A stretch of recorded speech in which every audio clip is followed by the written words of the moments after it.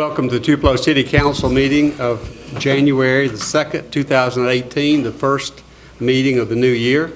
The invocation tonight will be given by our own police chief, Barta Gary, and Pledge of Allegiance by Councilman Travis Beard. Please stand. Let's bow our heads. Dear Heavenly Father, we come to you today in prayer. We give you praise and glory and thanksgiving, Father. We just thank you for your word. We thank you for your many blessings that you have given us, Father. We just continue to ask you to reach down, wrap your ever loving arms around us. Give us that protection, that understanding, that knowledge that we need today to get through this day, Father. We just ask that you give us favor with our families and our loved ones, Father. We just ask that you continue to bless us. We ask these things in Jesus' name. Amen. Amen. Our pledge today will be given by Girl Scout Troop 23818, whose leader is Brandy Guidry. We have two members here, Cheyenne Guidry and Laura Layton. We also have a third member who's on the way, Nia Norman. So we're going to do our pledge at this time. Is that the? Is that the? Come on up, Nia.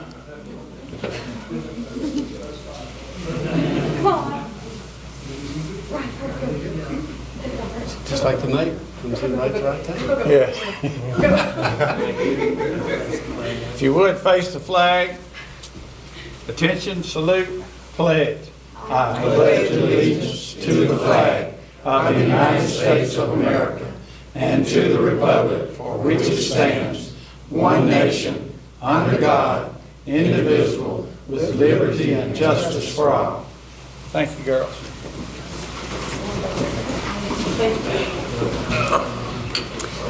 Thank you, and I'll call the meeting to order. And I will ask Vice President Travis Beard to confirm or amend the agenda in the agenda order. I move that we accept the agenda in the agenda order. Second. We have a motion by Travis Beard and a second by Councilman Willie Jennings. All in favor? Agenda set. Item 4, proclamations, recognition, and reports agenda. 4.1, recognition of Girl Scouts, and we just recognize our 3 Girl Scouts. 4.2, recognition of city employees. None tonight. 4.3, recognition of Tupelo police officers and life-saving efforts. Chief.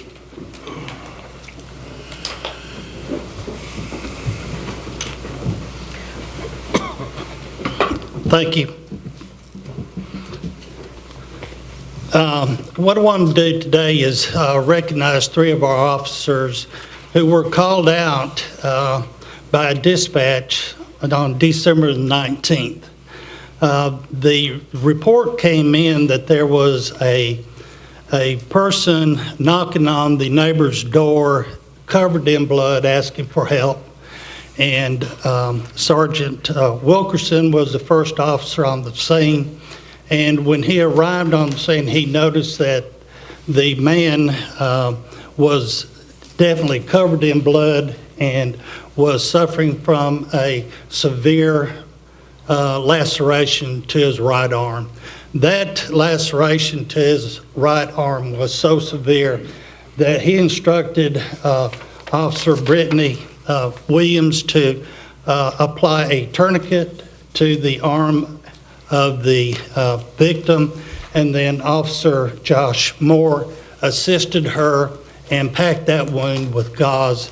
And then they called for an ambulance, had him transported to the hospital. And according to the surgeon that was attending this young man, he said that their actions saved this young man's arm and possibly also saved his life. And so now what I'd like to do is invite Sergeant Wilkerson and Officer Brittany Williams and Officer Josh Miller to receive our commendation for your efforts and your heroism.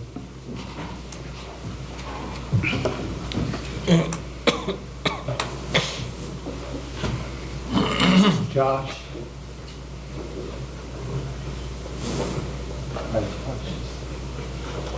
Brittany Williams, congratulations, and Sergeant Wilkerson, congratulations.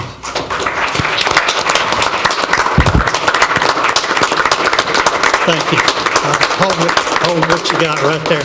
I've got one more thing for you, and what I'd like to do also is invite Chief Thomas Walker up for his presentation. Thank you, Chief. What Chief Aguirre did not mention during this was this young man was cut while escaping from a structure fire. And just to, whenever we have situations where we have medical or fire life saves, we do ribbons, commendation, and certificates. And I wanted to do this on behalf of the Tupelo Fire Department for these officers because, as Chief Aguirre stated, the surgeon told Deputy Chief Avery when he went to the hospital, if this tourniquet had not been applied, this young man would have definitely lost his arm and probably lost his life. And what these officers did whenever we got on scene, our creed and motto is preservation of life and property. They freed us up because they took care of the life and we dealt with the property. But I think it only fitting that we recognize them with the Tupelo Fire Department life save. And with that being said, it says Officer Walter Wilkerson, but it's Sergeant Walter Wilkerson. Here's the life save, Officer Josh Miller.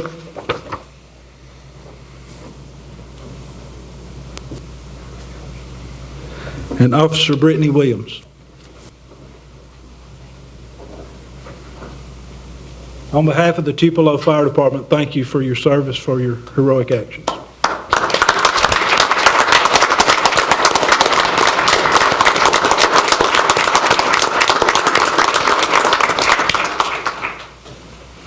If I could, Mayor, I would like to say to the administration, to the department heads, and to the city council during the last week I lost my mother, and thank you for the texts, the phone calls, the visits, the flowers, and the kind words. Thank you.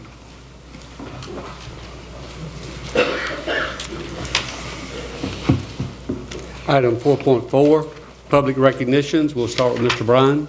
I don't have anything. Ms. Nettie? I have two things I want to mention tonight, and one of them is in recognition of Marcus Gary, who was featured on the front page of the paper, I think, this weekend, January the 1st. And Marcus is doing an excellent job as the outreach coordinator, and he is supposed to be the liaison between the city and the community. And I'm just very proud of the work he's doing, and it has helped us so much in building up better relationships in the community. So I want to recognize him and thank him for his work on that, Marcus. And then I want to mention about the Martin Luther King festivities that are scheduled from January the 12th through the 15th. And the Apollo night is at the Tupelo Middle School auditorium on Friday, January the 12th. Black tie event is scheduled for January the 13th at St. Paul Christian Life Center. The commemorative service is scheduled at the Tupelo Middle School auditorium, and there will be a reception immediately afterwards in the cafeteria there at the middle school.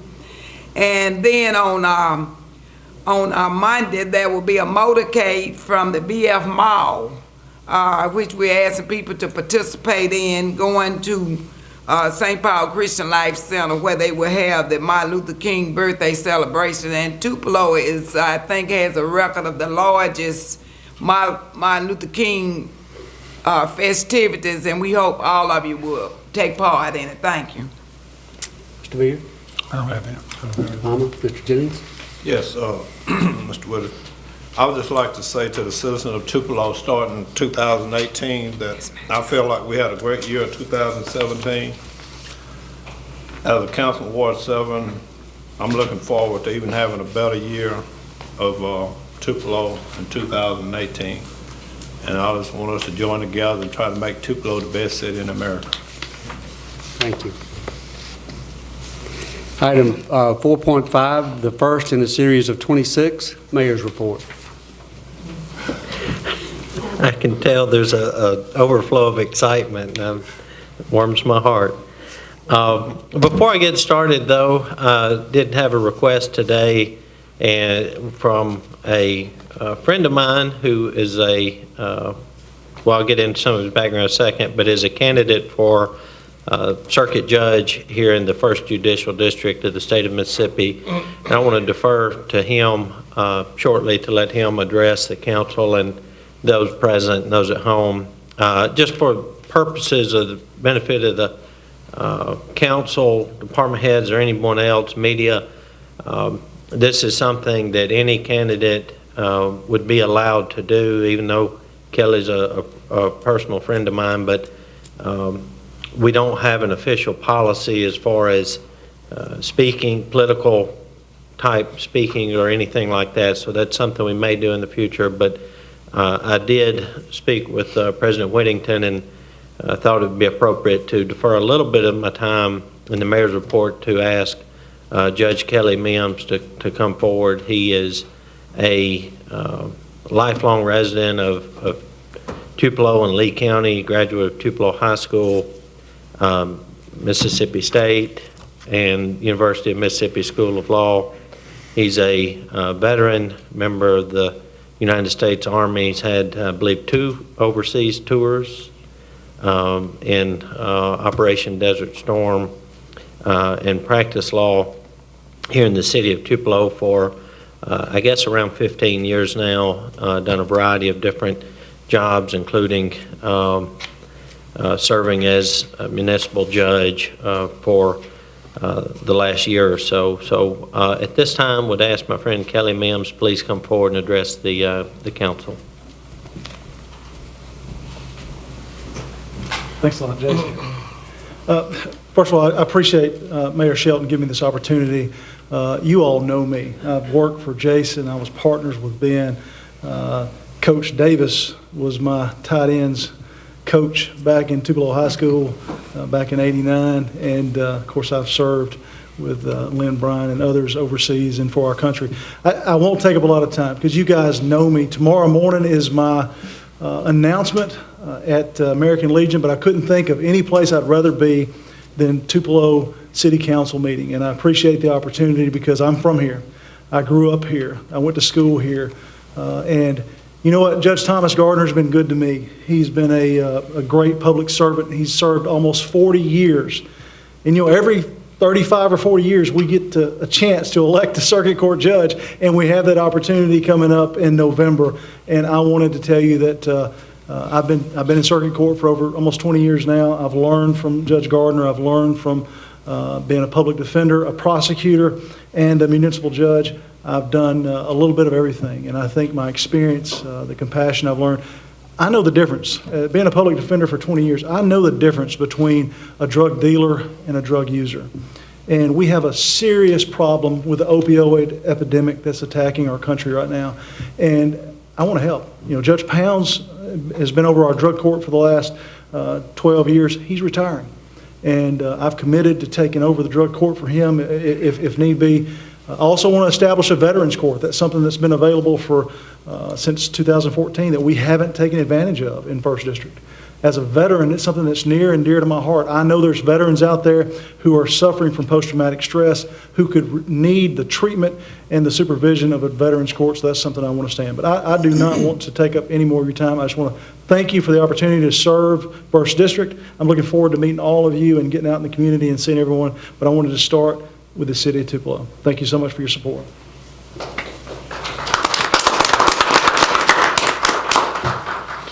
Thank you, Judge Mims. I'll try to be relatively brief. You heard from Chief Walker mention the passing of his mother. Just on behalf of the city, again, want to offer our condolences and thoughts and prayers to Chief Walker and his family for his loss during the holiday season. Councilwoman Davis, I believe, mentioned Martin Luther King weekend. Again, this is the largest celebration of the life and legacy of Dr. king in the state of Mississippi. 4 days of events, usually several thousand people participating in those events. The city of Tupelo, of course, Councilman Jennings and Councilwoman Davis have taken the lead on the council, but efforts of our outreach director, Marcus Gary, members of the Human Resources Department, other employees of the city have been extremely active on the Committee for King and the planning process for this great event, and hope to have a great turnout, a diverse turnout from all parts of the city. Again, thank you to the officers for the excellent job. Again, wanted to recognize our Girl Scouts that are here, and I apologize, I didn't get everybody's names, but would you, young ladies, please stand up and state your name for me?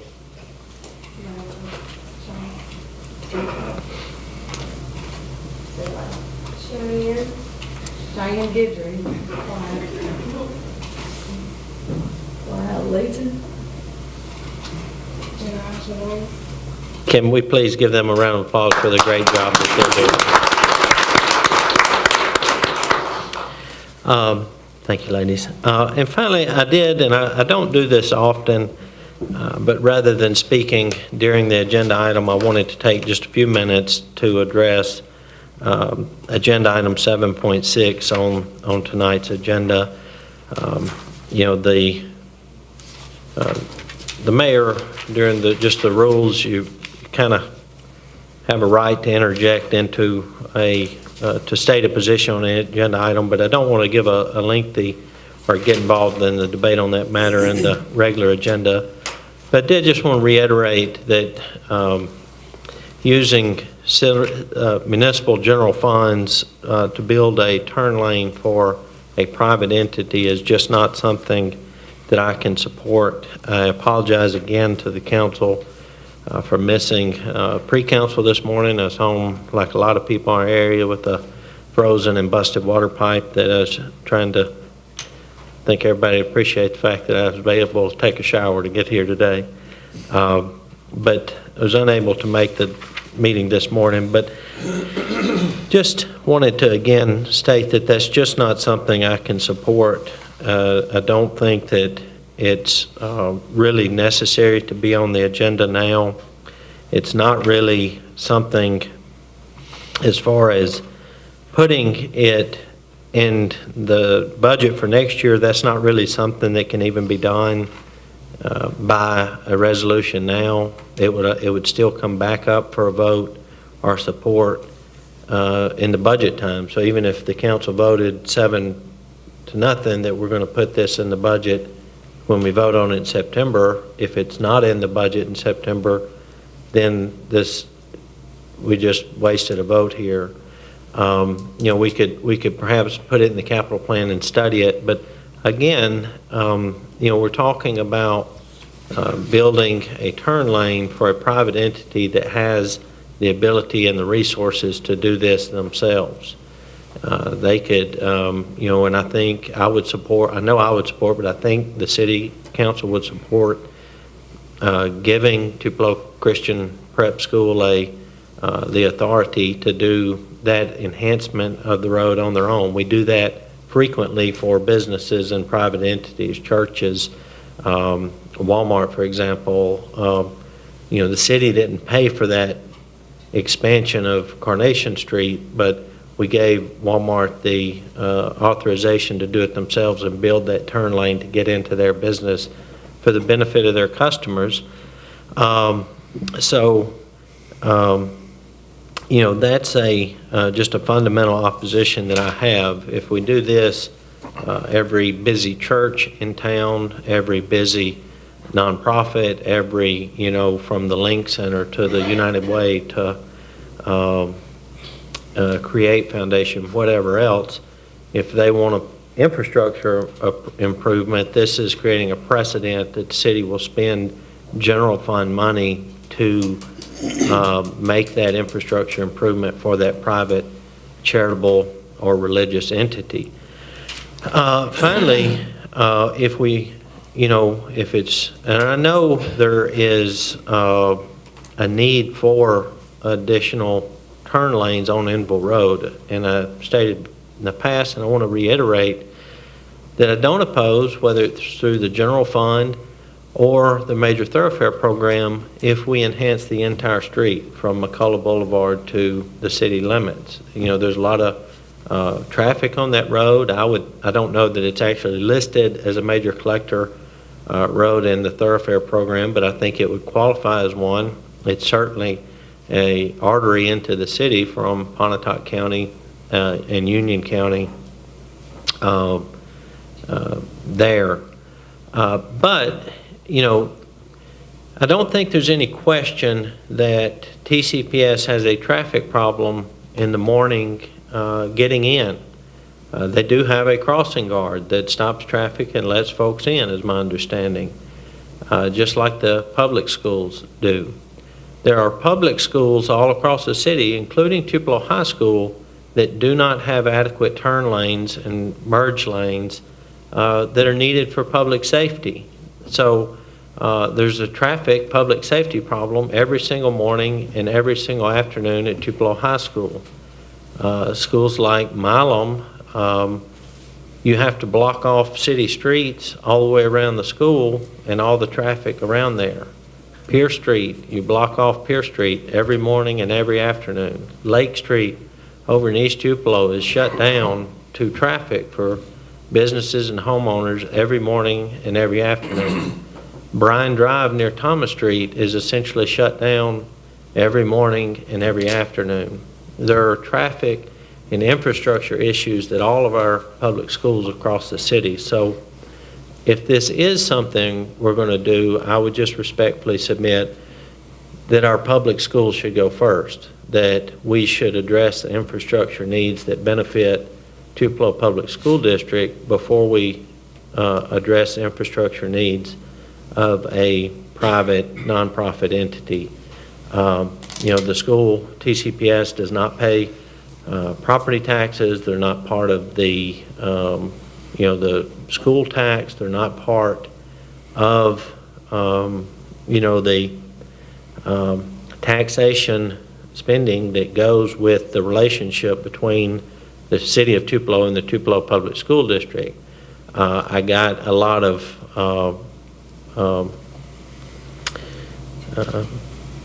I don't know what you'd say. Some people didn't appreciate my statement that the private school has opted out, but by its very nature, TCPS does not have to comply with the rules and regulations of the government, state and federal government, for their school. The trade-off for that is that they have agreed to privately fund everything they do. And that includes infrastructure improvements, that includes building enhancements, that includes their parking lot, that includes their security. And that's not a negative, that's how they chose to set up their school. They chose to not be part of the Tupelo Public School District. So I think that the Tupelo Public School District, which is the single greatest tool for economic development in North Mississippi, when companies such as Toyota, Grammar Industries, Daybright, Cooper, when those companies look to whether to locate here, they look at the strength of the Tupelo Public School District and Etowah Community College, and particularly their workforce development program, on deciding whether to come here. So I just think that our schools, our public schools, should come first. Then, once we complete all that, if we want to look at this and do these type programs or projects, that could come later. But that's probably a little more long-winded than I meant to be, but just wanted to state my opposition to 7.6 on the agenda. That will conclude the mayor's report at this time. Thank you. Thank you, Mayor. At this time, we'll close our regular meeting and open up our public agenda. Public agenda 5.1, public hearings. 5.1A, public hearing regarding demolition of properties. Is there anyone here to speak to the demolition of properties that are on the list?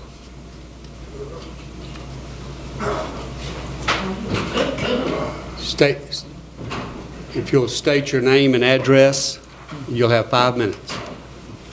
John Perkins, 425 North Broadway. Now, I'm gonna fix the house because I started on the house a couple of years ago, and I got distracted, and but I'm gonna fix the house. And they sent me out a paper that was concerned about a car. It really wasn't a house, because I know that my house is not the baddest house on the street. And they started a house right across the street that looked like a barn over there, you know. I can go on down Broadway, and there's some more houses that just hadn't been fixed. But I'm gonna fix my house. I'm not gonna tear it down. What's that house number you say? 425 North Broadway. 425. And I bought a permit, so I said, but back in October, they sold me the permit. But my wife, she had to go in the hospital, and I've been sick, and bad weather, it set in, and then I hadn't had time. But I'm gonna fix the house. All right, thank you for coming. Huh? Thank you for coming. All right. Is there anyone else here to speak? State your name and address, and you'll have 5 minutes.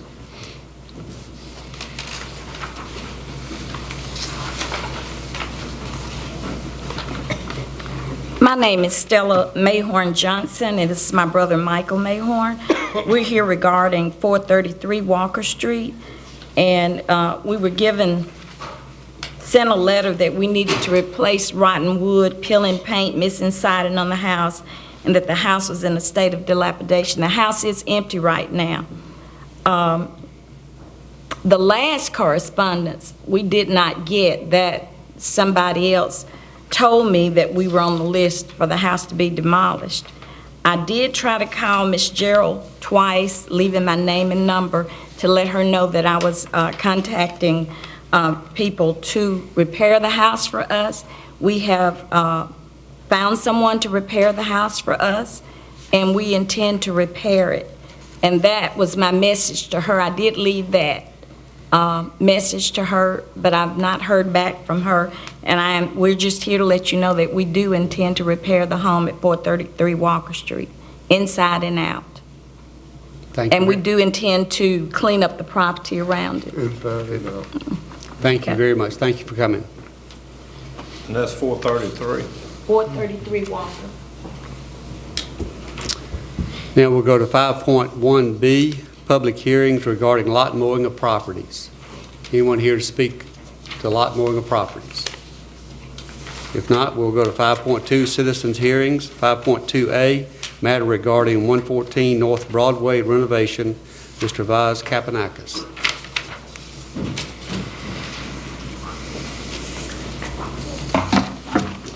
Hello, everybody. Apologize for having to come here to talk about this issue. I understand this is a Downtown Tupelo Association decision, and I'm having difficulty being able to repair a couple windows. I'm curious, is everybody familiar with this, so I don't have to read what I wrote, or would you like me to read what the issue is? Have you read what I provided? I'd like fun to Are you read. aware of it? Yep. We reviewed it this morning, but if you'd like to read it, you're Okay. welcome. I don't need to read it. I just want to take up your time for that. Excuse me, Nettie Davis would like for you to go ahead and Okay. read that. That'll be fine.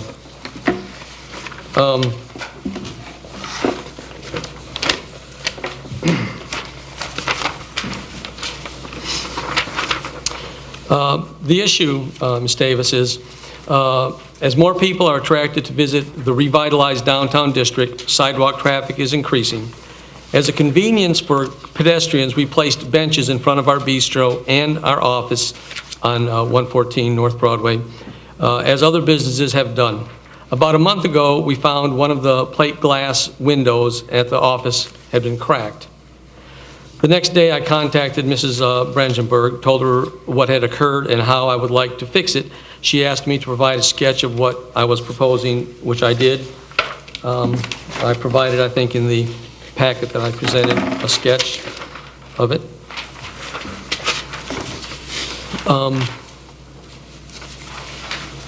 I found a contractor to look at the window. We discussed ways to properly fix the window.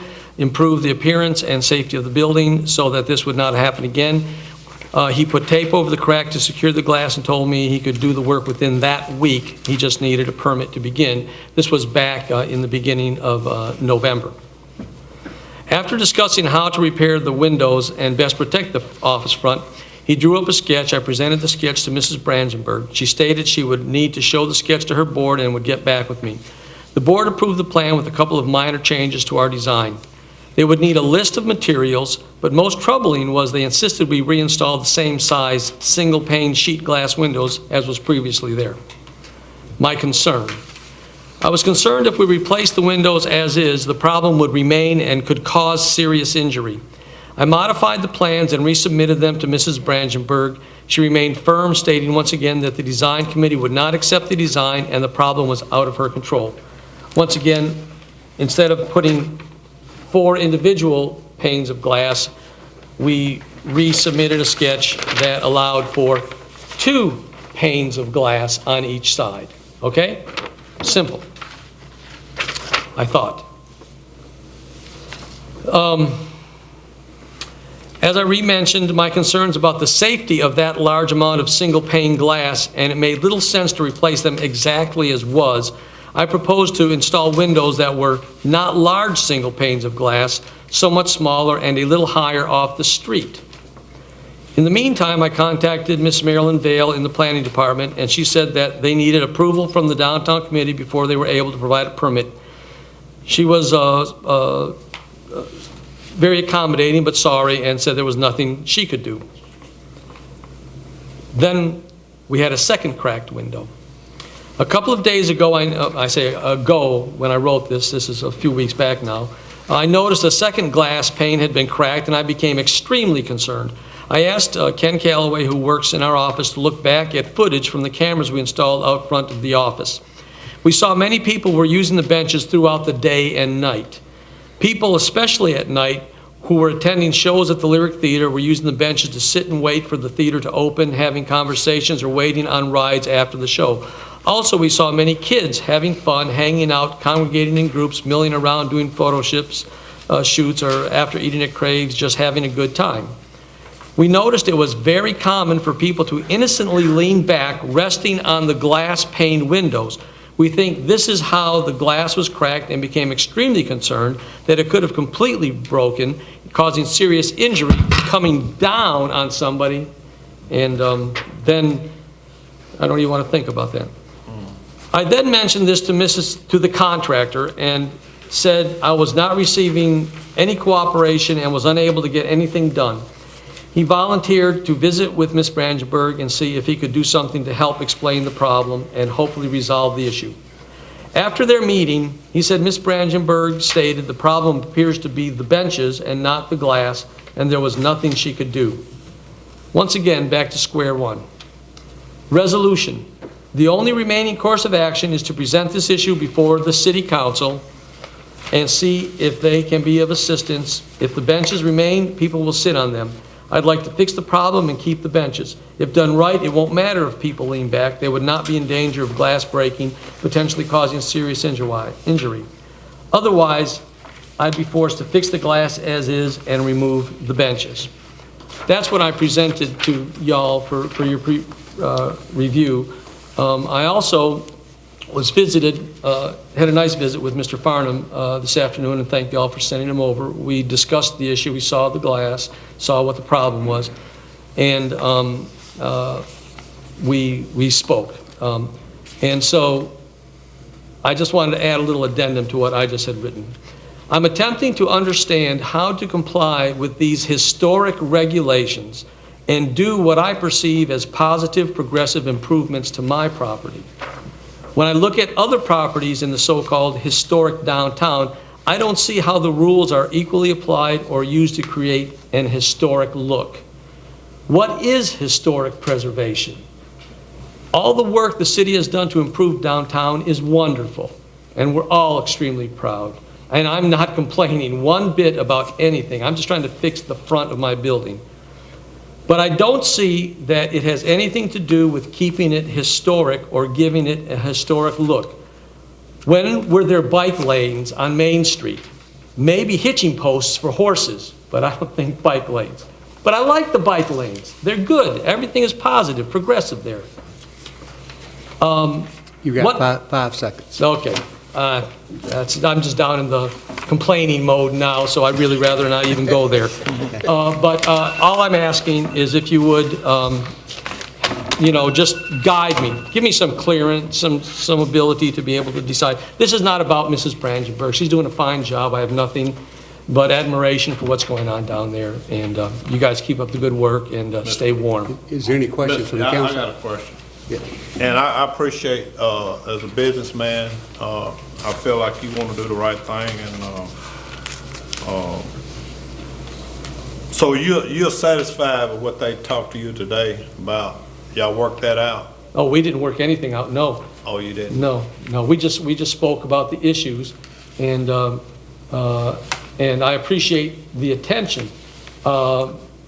If I have to replace it exactly as it is, I'm going to have to remove the benches out front. Mr. President, I'm a little sympathetic to, I see what you're trying to do, and you're trying to preserve safety. I would like for the city to go back and find a way to work a solution. I don't know what that is, because if they sit on those benches and lean back, I would hate to sit there with somebody leaning back and the whole thing cracks. Somebody can get killed. Exactly. And I know most of the businesses have benches and they sit out and eat for whatever reason.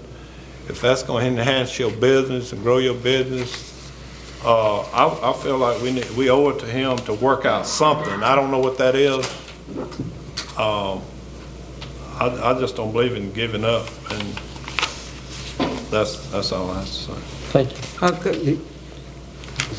I wanted to ask, the benches that are there by your business, who do they belong to? Did you have them put there? Me. Yes, ma'am. Well, that's where I'm confused. Since you put them there, that's your customers supposed to sit there in the one that's down in the downtown area? Well, you're thinking in front of the bistro. I'm talking about my office. I have 2 buildings downtown. The office is catty corner from the Lyric Theater, and there's a lot of people that just walk downtown, and there's many people, from just visitors to a lot of the kids that go and frequent different businesses down there at night, and they sit there and they just congregate and enjoy themselves. There's homeless people. There's many homeless people that are walking the streets, and they need a place to sometimes just sit and relax. And so it's just a public. It's just something nice for the people to sit on. I mean, I like sitting out there. I sit out there and play my guitar sometimes when the weather's nice. But, I don't have to leave them there. I can take them off. What I'm concerned about, you say that's where your office is. Yes, ma'am. I don't know, since they're your benches, I hope that the city could get with you and work something out. But if they're your benches, how can we prevent people from sitting in them if they're out there? I'm not asking that. I'm trying to keep the benches there. I want to fix the front of I want to raise the glass up a little bit off the street level. I then want to make, I want to take the big single pane glass, make it a little smaller, so that when people sit on the benches, even if they lean back, they won't be leaning back on glass. Oh, so you want to change the structure? Trying to change the appearance of the outside a little, not a lot. I've made it look somewhat to how the building next to me looks, and this is where I've run into some issues. And once again, the building is my building. I pay the taxes. I keep the upkeep. I do all the things that's necessary for it. It only becomes our building when it's got something to do to repair the outside. I understand that's the guidelines, that's the historic preservation that's in place. I'm just having trouble trying to understand what historic preservation is and why just keeping a single pane glass out front exactly as is has anything to improve the historic value of that building or downtown. And here I am taking up too much of your time on something like this, but Well, I hope you all can get together and, work it out. Mr. Palmer? Yes, well, I have been a businessman, and I really hope that the city could come up with a compromise. I'm looking at your building, this rendering of it.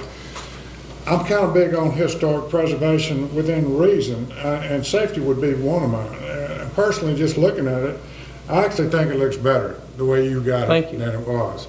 The other thing is, can you do anything to your benches with a back to it that would help at all?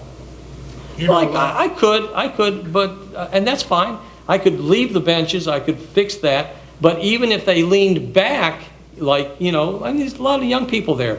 What if somebody leans back and it hits the glass, then that whole thing shatters and comes down on somebody? That's really the main concern, is causing injury to somebody. I guess what I'm saying is, this morning's the first time I'd seen it. I went by there today a couple times to look at it, and if we're going to vote on this tonight,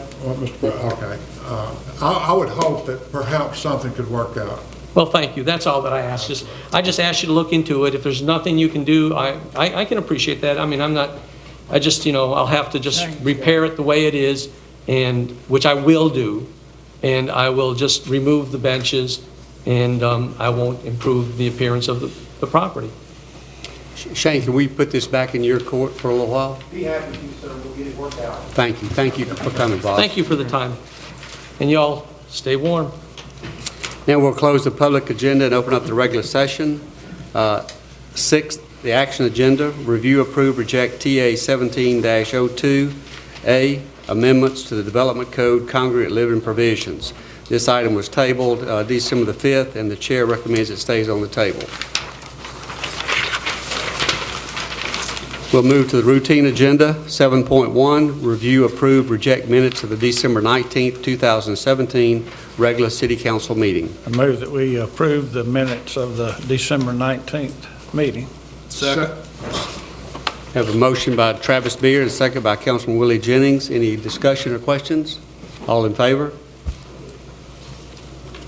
Item 7.2, review, approve, reject advertising and promotional expenses. So moved. Second. Have a motion by Councilman Lynn Bryan and a second by Councilman Buddy Palmer. And tonight we're approving the 2018 MLK booklet, Tupelo Living, MLK sponsorship, community outreach, ELO, the Pulse, the MLK promotionals from the council, and the WELO, the Pulse Black History Month from the council. Any questions or discussion? I would like to ask Lisa, our communication person, could some of us maybe participate in the promotion of the WLO promo, or do you have someone designated already? No, ma'am. You'll be getting an email in the morning to set up times and dates for each of the council members who care to do a voiceover with staying at the station. Okay. Any other questions or comments? All in favor? Item 7.3, review and pay bills. Move that we pay bills. Second. Have a motion by Councilman Travis Beard and a second by Councilman Lynn Bryan. And this afternoon, the bills were paid by myself, Councilman Beard, Councilwoman Davis, Councilman Palmer, Councilman Jennings, under the leadership of Missy Shelton. All in favor? Item 7.4, review, approve, reject final demolition list. So moved. Second. We have a motion by Councilman Lynn Bryan and a second by Councilwoman Davis. Any questions or discussion? I have some comments on several of these demolitions in my ward, and I'm very concerned about the appearance of my ward and the upkeep, and this particular area where some of these houses are, I'm deeply concerned about. And I know we had some people to come in and speak, but I'm concerned about Ward 4 being as attractive as any other ward in our city. And some kind of way, we're gonna have to give support to upgrading some of these homes, and nothing has been done so far. That's all I can say on that. Mr. President, I would like to see us in the future consider putting a price tag on when we have a list such as this, that how much it's gonna cost the city. Because right now, I don't see us couping anything. I just like to see price tags on them. Any other questions or discussion? I just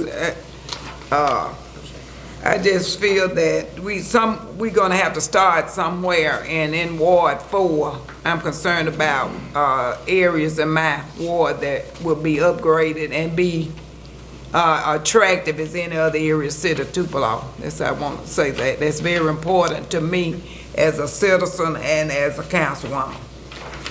Mr. Hooper, could I ask one question, please? On the two properties that were spoken tonight, can you give us a brief history on those two? Mr. Whittington, first of all, let me address the process that all of these homes go through before they actually reach the council's attention.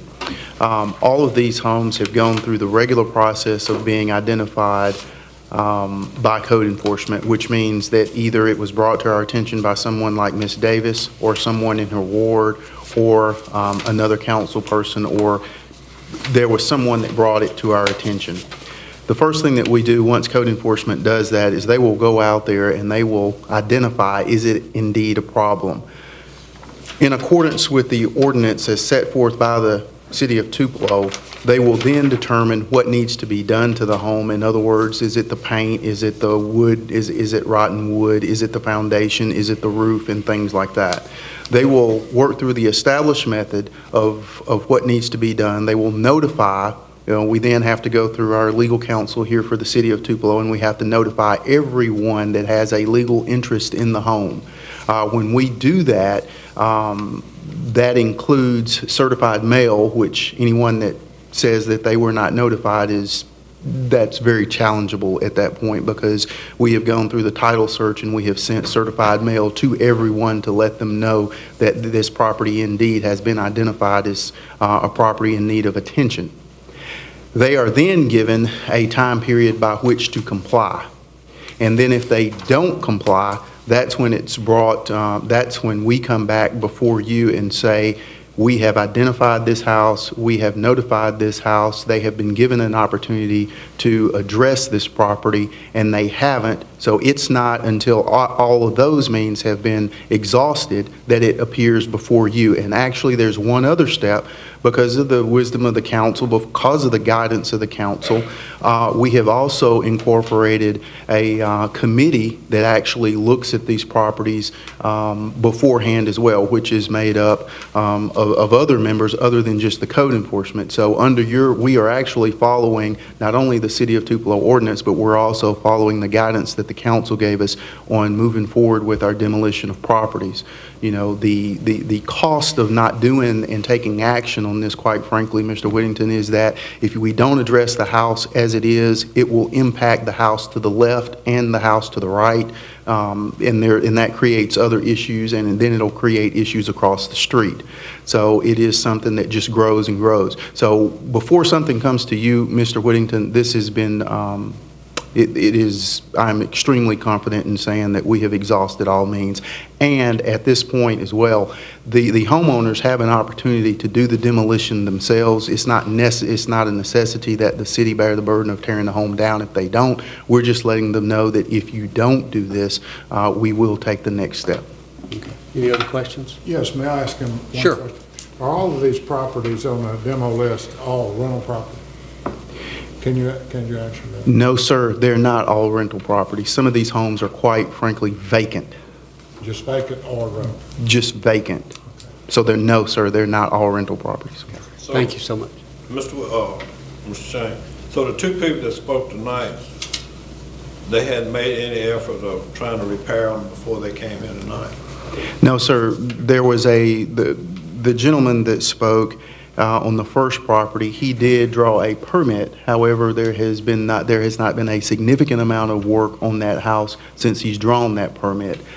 We have found in the past that if we take it off of this list, it will show back up in another phone call as a problem, because we will only then be able to say, well, they told us they were going to fix it. And in the past, that has not been an acceptable answer back to the council or to other concerned citizens when they call in. So the other person, they said, both of them said they were gonna fix it, but I didn't hear them saying nothing about any timeline. So is that what they're giving y'all, but no timeline? Exactly. We hear that frequently, that we're going to fix it, and all we're doing is saying we need a timeline. Someone saying that they have a goal is not any good if you don't have a timeline of which to meet it. I heard the first gentleman, Perkins, say he gave the address of the property as his home address, and you're saying that's vacant? I think That's the home house on Broadway. He lives on Robin Street, but that's the home house that's located on Broadway. Okay, maybe I misunderstood. I have empathy for the gentleman, Mr. Beard, but that's where I think that's his mother's old home. Okay. Any other questions? The motion is to approve. All in favor? Passes. Item 7.5, review, approve, reject final lot mowing list. So moved. Second. Have a motion by Councilman Travis Beard and a second by Councilman Lynn Bryan. Any discussion? All in favor? Item 7.6, review, approve, reject construction of turn lanes on Belden-Enville Road based on cost estimates provided by the Department of Developmental Services.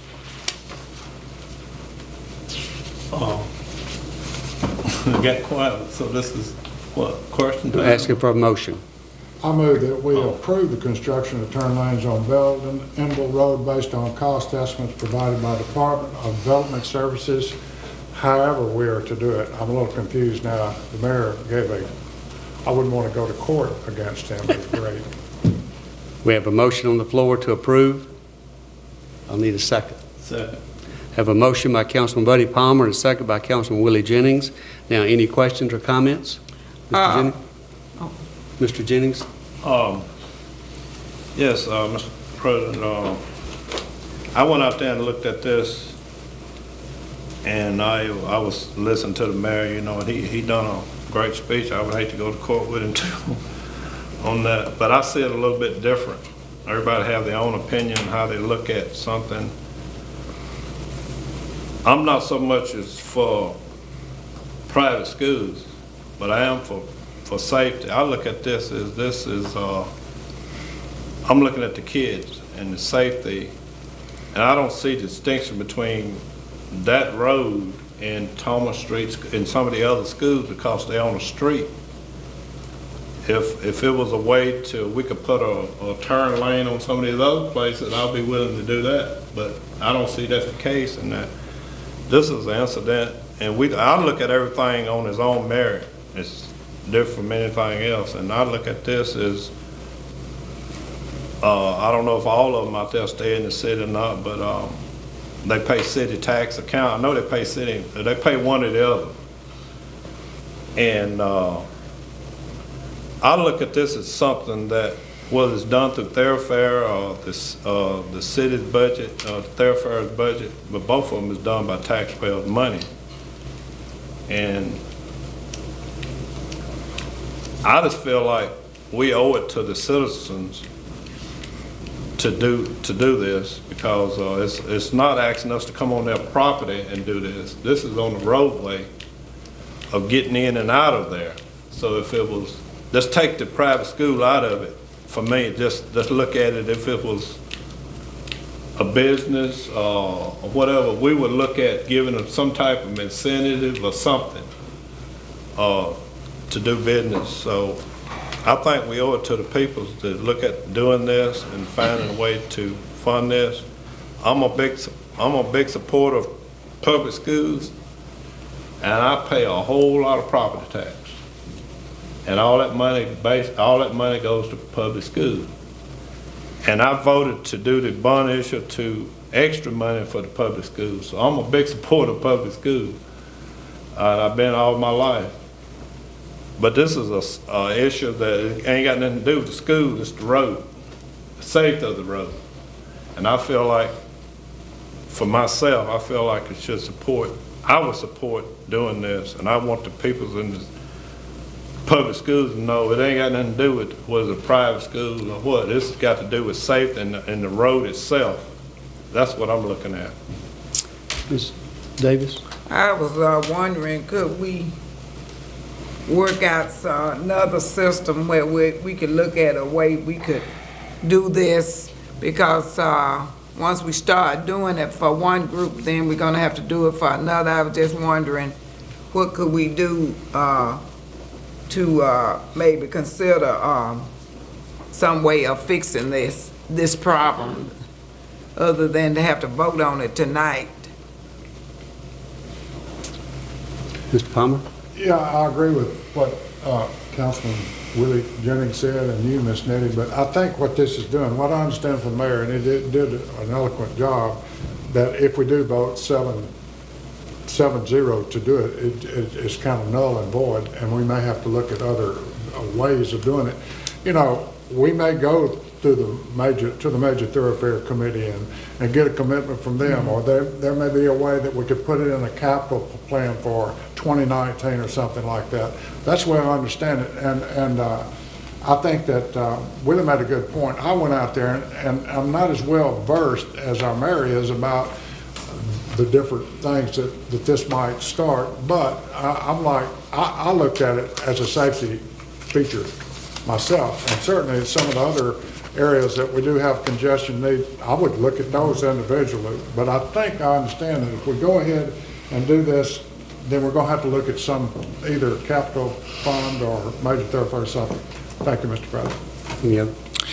Yes, I'm, of course, retired from the public schools here in town, know very well the traffic issues at Milam especially, and they're just as unsafe as any public school in Tupelo, as well as the county.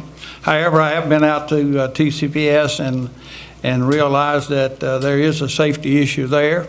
Whether it's created by the school or the road, I'm not 100% sure of that, but if the school wasn't there, I think we'd still have an issue on that particular road. And certainly I would look at putting it at least on the long-range plan with the Tupelo thoroughfare and looking for a way to fund it from my position. Any other questions or comments? Mr. Brown? Well, I'm going to vote against it because we've never, ever addressed a capital project the way we're addressing this one. We've always studied it, heard from both sides, and all that. The TCPS administration has not stepped foot in this room to tell us why they want it. I've yet to have one parent call me saying to support it. I find it totally out of line to use them as an exception, and we're going to take city taxpayer money to improve something for people that have no tax interest in the city of Tupelo whatsoever. And I'm talking about students that live outside of the city of Tupelo, students that don't live in the Tupelo City School District, that live outside of Lee County, that come there are getting a freebie. Okay? It's a private entity, so they could at least cost share in it to do it. And what's the big hurry? It's not budgeted for this year, and it hadn't been put on any kind of work plan. So I think that we ought to go back and ask to have it studied and put on a work plan instead of approving it like it sits right now, because we had never done it before. Ms. Davis? I want to ask one other. If we approve this tonight, will it be any funds available for this particular project if we approved it? That's why I'm concerned about us doing a study, maybe looking at it coming through the thoroughfare program, because Envy Road is a part of, a lot of it is part of Tupelo. And it is probably some other areas on Envy Road that need this assistance because the traffic is backed up in this area, and I think it's because of the flow of traffic coming off of Highway 9. So I was just wondering, if we approved it, would there be funds to do it? I don't know whether somebody from finance could answer this. There's no funds budgeted for this. And I brought this to the council to be studied, and we had a work session on it, and it just sort of got killed. The only reason, and I'm like Councilman Palmer, this is a safety issue. It's not a public versus private school issue. It's a safety issue on the traffic coming in to work in Tupelo, go to school in Tupelo, and now that United Furniture has bought Lane Industries, there's going to be more traffic put out on McCullough Boulevard, and it becomes a safety issue for the road and not a public versus private school issue. And if we don't approve something and get it on a list to be studied and to be budgeted, and I even like the mayor's thought of taking from the city limits all the way to McCullough Boulevard and develop a plan. But if we don't approve something, I'm afraid it's just going to die. And it needs to be put on a list. It needs to be looked at. I don't have a time frame. We don't have the money budgeted yet, but we can study it and put it on a capital plan. We can take that plan back to the Thoroughfare Committee and hopefully find the money to fund it. But I think it's important that the council make a statement that it is a safety issue and it needs to be addressed. Could we amend the motion, Chairman, and maybe to request that it be put on the study agenda, put on so that we could consider it, maybe through Thoroughfare, ask them to consider it? Is it possible that we could do amendment to the motion, or would we have to go as the motion is now? Yes. Can we still ask questions? Yes. First, I want, like I said, I want to reiterate to the taxpayer, this ain't got nothing to do with a school, private schools. Whichever way we go, I don't want people to perceive, because I'm going to support this. I know we can find ways of doing it, and I don't want, we build things in Tupelo and everybody all over the country comes and spend their money in. We built that aquatic center out there. I mean, half the folks around the county probably more use it than the people in the city. But guess what? They spend money on it. So I don't want to be tagged as we doing things and people ain't putting nothing in it. People put everything, we depend on tax dollars. And I would hate to know that we squabbling over $200,000 for the safety of children exiting off and their parents picking them up.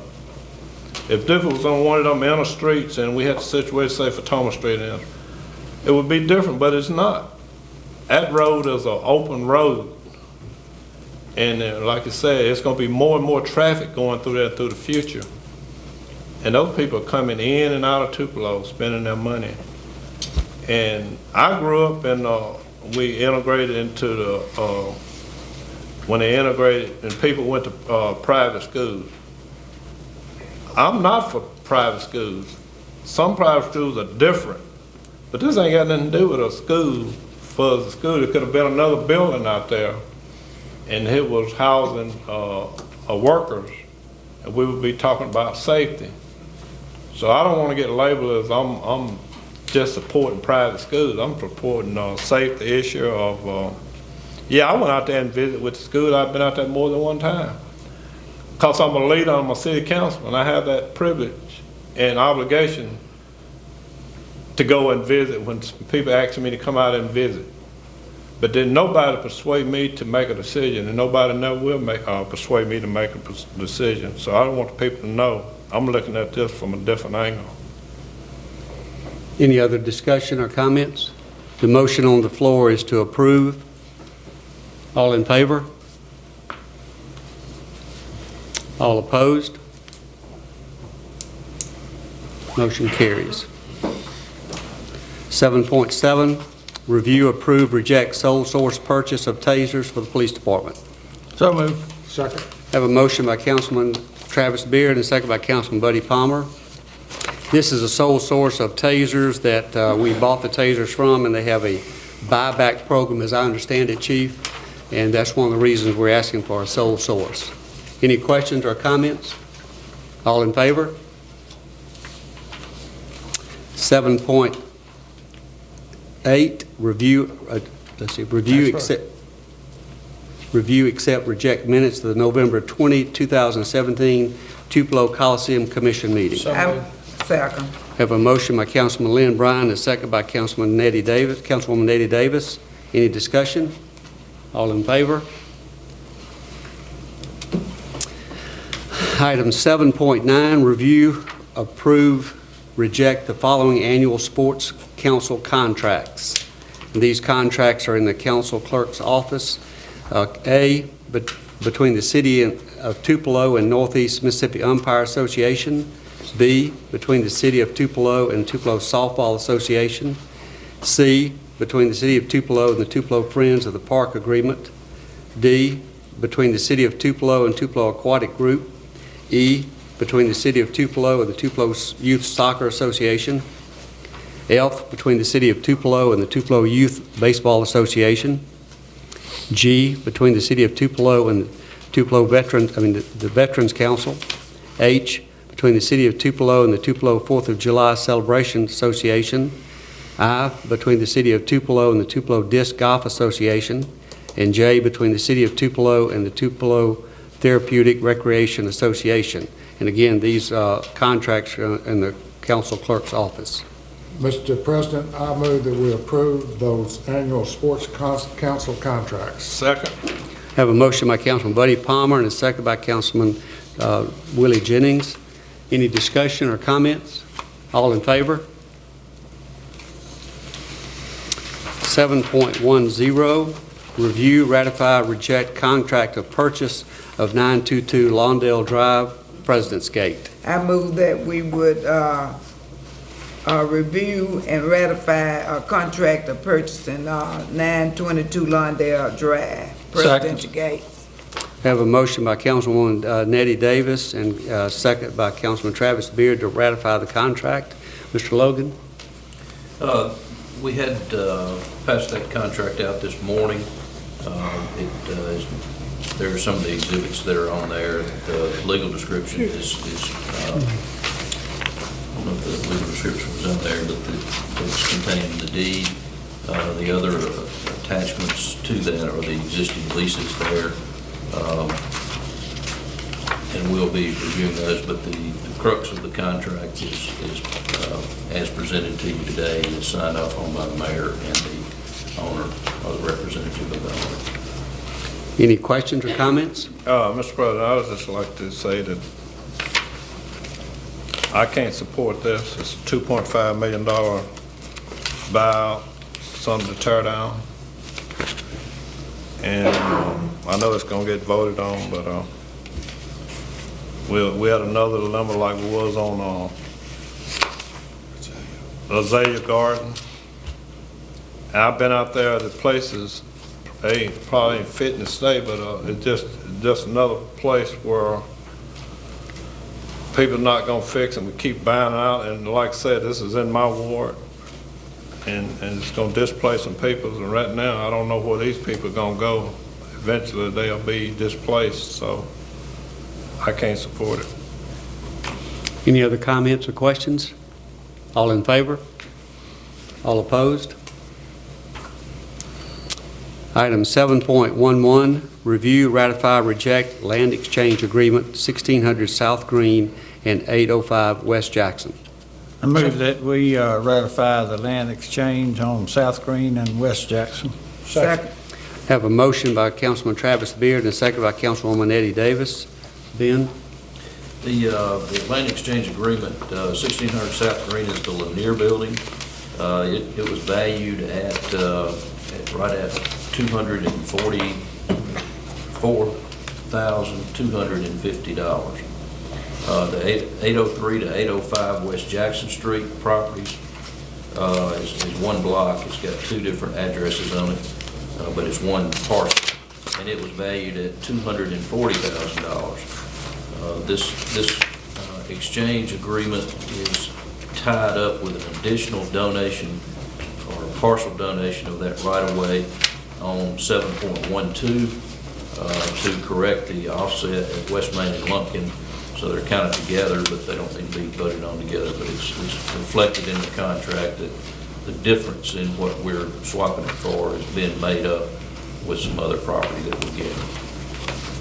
Any questions or comments? All in favor? Item 7.12, review, ratify, reject road dedication agreement, West Main and Lumpkin. I move that we would review and ratify road dedication agreement, West Main and Lumpkin. Second. Have a motion by Councilwoman Nettie Davis and second by Councilman Travis Beard. Ben? Again, this is the property that starts just a little bit, I guess, south of the Methodist Church there, and it will take a kind of an lazy S turn through some property where Bridges Dental Lab is now, and end up coming straight across from Monument as opposed to having two different stoplights there. Any questions or comments? Mr. President, that's going to enhance that turn lane in now. That's a busy street, West Main. I think that's going to really help that be able to go straight across and in and out of that department. Glad we were able to do that. Any other questions or comments? All in favor? Item 7.13, review, approve, reject SRF loan agreement for rehab of 5 sewer lift stations. I move we approve this loan agreement. Second. Have a motion by Councilman Buddy Palmer and a second by Councilman Travis Beard. Mr. Timmons is out of town tonight for a meeting with TVA. This council approved a water rate increase, and we are borrowing $3.2 million to do these 5 lift stations, one at Wandura, Rollingwood, West Garrison, Deer Park, and Southwest. And this is going to be paid back over a 20-year period, and I think the interest rate's somewhere a little over 1%, Kim. So it's a good rate, and it will be paid back by that rate increase for the water. Any questions or discussion? All in favor?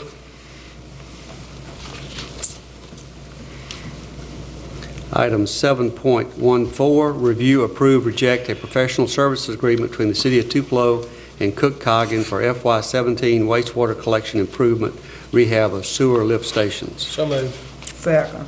Have a motion by Councilman Lynn Bryan and a second by Councilwoman Nettie Davis. This is the professional service agreements. Cook-Coggin is going to work on the lift stations with Mr. Timmons. Any questions or comments? All in favor? 7.15, review, approve, reject change order for the Prairie Cove and Frog Meadow Street Improvement Project. I move we approve this change order. Second. Have a motion by Councilman Buddy Palmer and a second by Councilman Willie Jennings. Chuck, are you here?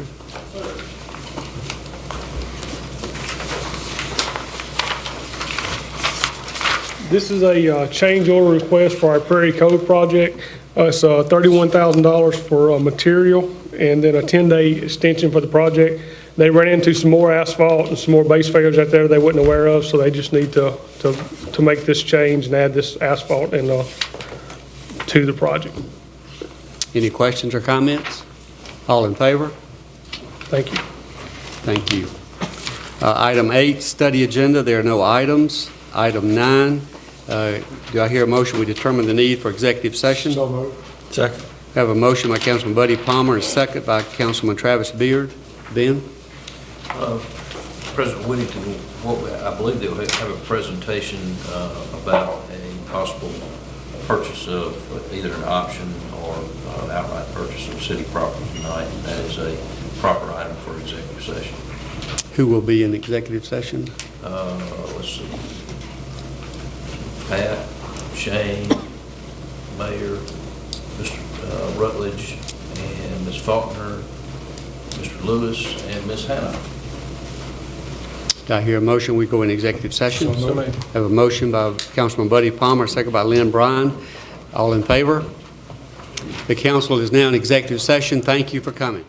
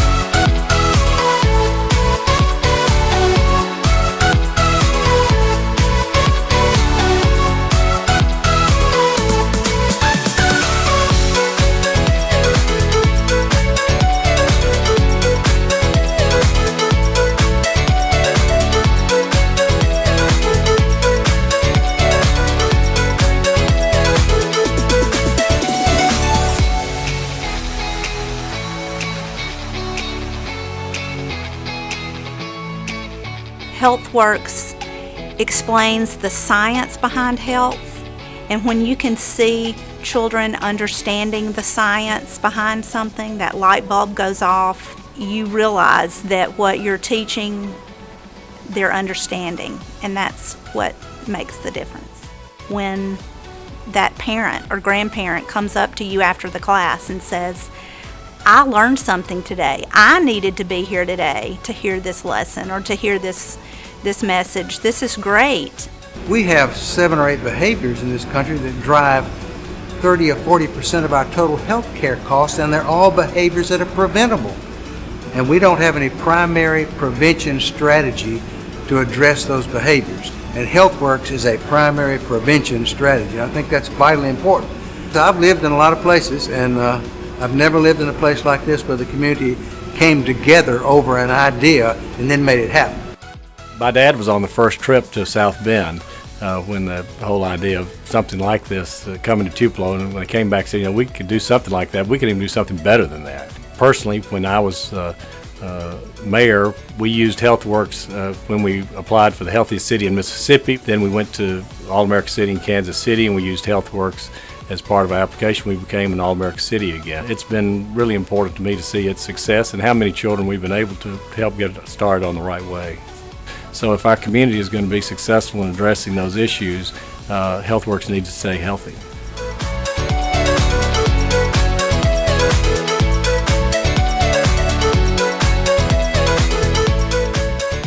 HealthWorks is the absolute inspiration for the work that I'm doing for my career. And I describe them as a public health organization that actually meets the needs of their community. And that means that they don't just listen to what they should be doing, as public health would tell them. They actually listen to the community and listen to what their needs are and meet those needs at the root cause and to give the community what it's looking for.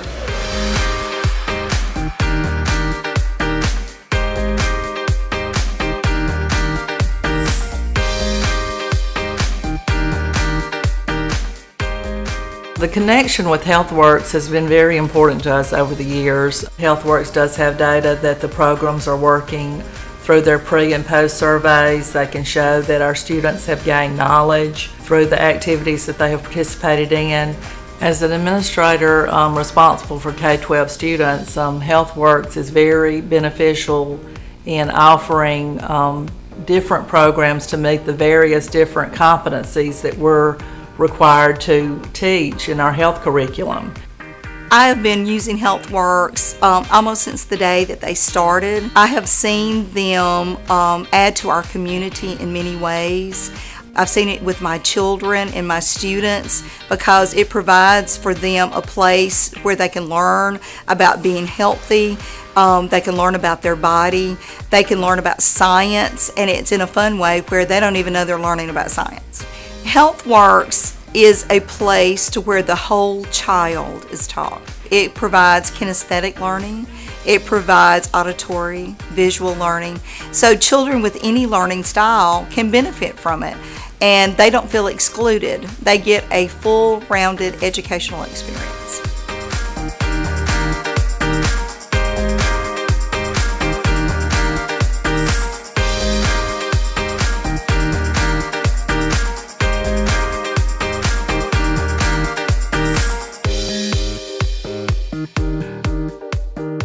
We say in the classroom at schools that learning can be fun.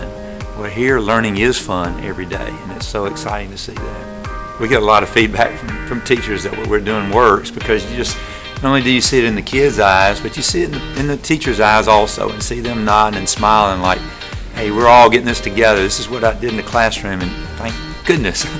HealthWorks is great at educating children in a non-traditional way. I think that is the very best thing that HealthWorks does. We actually get the children up and they're moving about, they're doing a lot of physical activity, there's dancing involved, so things that you don't normally get to do in the classroom, you can do them here at HealthWorks. I love to see the children learning, I love to see the moment when the light bulb goes off, but at HealthWorks, we get it. It's teaching children how to advocate for their own health, it's teaching children how to have a healthy lifestyle. And you could tell that a lot of smart people came together to talk about what is it that we want to accomplish here. And so, everything seems very intentional, very well planned. There's a lot of detail that has been attended to. I think that, you are able to reach the entire community. So not only the children, but their parents. And so in the same way, when the children are here learning, the parents are picking up as well. By having programs on the weekends, programs at night, programs that are aimed at different age groups, we're very specific here, and I think that's really special. To see that kind of dedication instead of like, well, here's this really pretty building, and we'll do some nice things, come if you can.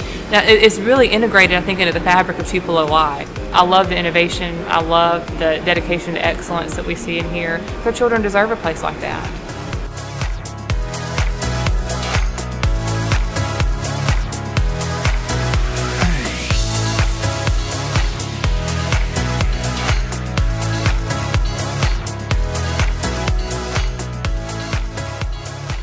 We are going to have to call on the community to continue to support it in order to sustain the programs and the facility, and it's just an expensive operation.